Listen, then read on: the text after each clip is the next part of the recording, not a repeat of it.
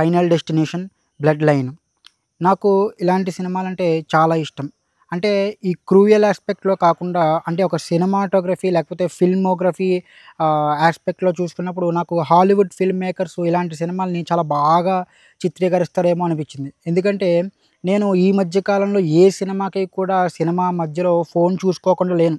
ఖచ్చితంగా ఫోన్ చూడకూడదు. సినిమా మీదే కాన్సంట్రేట్ చేసి సినిమానే చూడాలనుకున్నప్పటికీ కూడా సినిమాని చూడలేకపోయేవాడిని. ఇంట్రెస్ట్ పోయేది. కానీ ఈ సినిమా మొదలైన ఒక మేబీ ఒక 8-10 మినిట్స్ 8-10 నిమిషాల మధ్యలో నాకు కొంచెం ఫోన్ తీయాలనిపించింది కానీ తీయలేదు. కానీ ఎప్పుడైతే సినిమా అందుకుందో నాకు ఎప్పుడు సినిమా అయిపోయిందో కూడా తెలీదు. ఇంటర్వెల్ పెట్టారనుకోండి ఆఫ్‌కోర్స్. ఇంటర్వెల్‌లో తప్ప సినిమా కంప్లీట్ అయ్యేంత వరకు కూడా నేను అదే ధ్యాసలో ఉండి సినిమాలో లీనమైపోయాను. అంతలా థ్రిల్. అలాగని మరీ ఎక్కడో ఏదో అద్భుతాల కింద ఏముండవు. అంటే ఆ యొక్క లొకేషన్‌ని థ్రిల్ చేస్తారనమాట. అంత థ్రిల్లింగ్‌గా డైరెక్టరు తీస్తారు. అది నాకు చాలా నచ్చుతుంది ఇలాంటి సినిమాల్లో. అలాగే the way they projected visuals కానీ, లేకపోతే లొకేషన్స్ గానీ భలే చూపిస్తారు పైనుంచి. చెట్లని వాటిని చూపిచ్చేటప్పుడు ఆ యొక్క యాంగిల్స్ కూడా మనకి ఒక ఉద్ధృతికి మనం లోనవుతూ ఉంటాం. ఈ సినిమా విషయానికొచ్చుంటే కనుక బావుంది. మంచి సినిమా. ఈ సినిమాలో చాలా బావున్నాయి. యాక్టర్స్ పెర్ఫార్మెన్స్ చేశారు. డైరెక్టర్ బాగా ప్రతిభావంతంగా తీశాడు.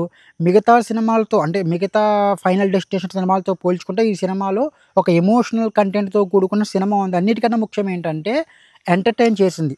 నాకు ఈ సినిమాలో పెద్దగా నచ్చని ఒకే ఒక్క విషయం ఏంటంటే ఆ చావు అన్నది ఒక కుటుంబాన్ని చంపడానికి వస్తున్నప్పుడు దాని గురించి తన గ్రాండ్‌మా అంటే తన అమ్మమ్మ బాగా రీసెర్చ్ చేసి దాన్ని ఎస్టాబ్లిష్ చేసినందుకు దాన్ని ఇంకా విడమర్చి ఎక్స్‌ప్లెయిన్ చేసి అసలు చావు ఎలా వస్తుంది? చావు ఎలా అవుతుంది? దాన్ని ఎక్స్‌ప్లెయిన్ చేసుంటే ఇంకా బాగుండేమో. ఇంకా చాలా స్కోప్ ఉంది. అది ఇంకా ఎక్సైటింగ్‌గాను, ఇంకా థ్రిల్లింగ్‌గాను ఉందును.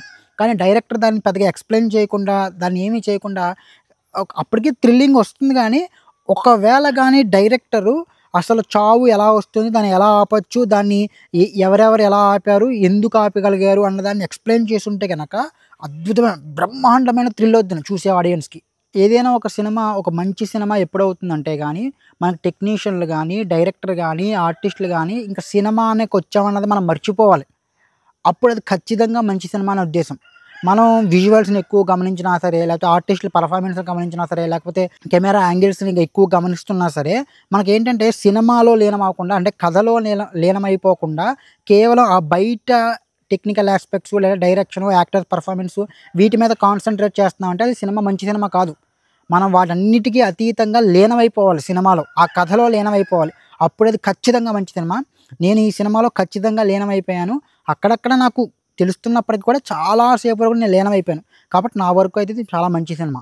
ఈ కథని ఇంకా ఎక్సైటింగ్‌గా, ఇంకా థ్రిల్లింగ్‌గా ఎక్స్‌ప్లోర్ చేయడానికి చాలా ఉంది. అయినప్పటికీ కూడా డైరెక్టర్ గారు విజువల్ సెన్స్‌తో గానీ, థ్రిల్లింగ్ యాస్పెక్ట్‌తో గానీ బాగా తీశారు. బావుంది సినిమా. జై హింద్.